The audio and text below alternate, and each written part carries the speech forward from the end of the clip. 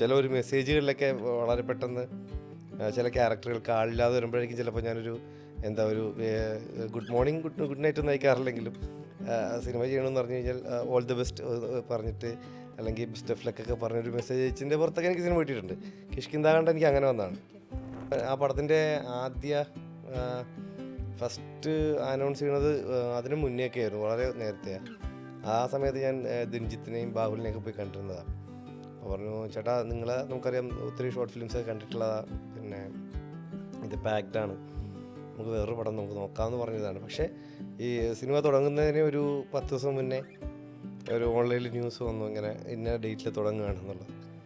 അപ്പോൾ ഞാൻ എന്ത് ചെയ്തു, എനിക്കറിയാം പാക്ഡ് ആയിട്ടുള്ളൊരു സിനിമയാണ്. ഞാൻ ജസ്റ്റ് വെറുതെ ദിൻജിത്തിനെ മെസ്സേജ് അയച്ചു, ഓൾ ദ ബെസ്റ്റ് മാൻ, നന്നായിട്ട് നല്ലൊരു വിജയമാവട്ടെ എന്ന് പറഞ്ഞിട്ട്.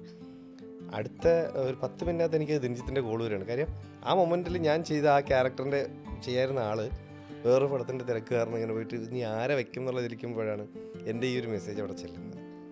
സോ ഞാൻ പറഞ്ഞു, ചിലപ്പോൾ ഇങ്ങനെയൊക്കെയാണ് നമുക്ക് സിനിമകളൊക്കെ വരുന്നത്.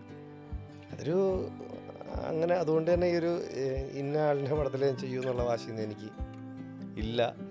എനിക്ക് കിട്ടുന്നത് ചെയ്യുക, മാക്സിമം നന്നായിട്ട് ചെയ്യാൻ ശ്രമിക്കുക എന്നുള്ളത് മാത്രമേ ഉള്ളൂ. ഇപ്പോൾ ഇതുവരെയും ഇതാണ് ചെയ്തിട്ടുള്ളത്. എനിക്ക് സിനിമ കിട്ടിയിട്ടുള്ളത് അങ്ങനെ തന്നെയാണ്.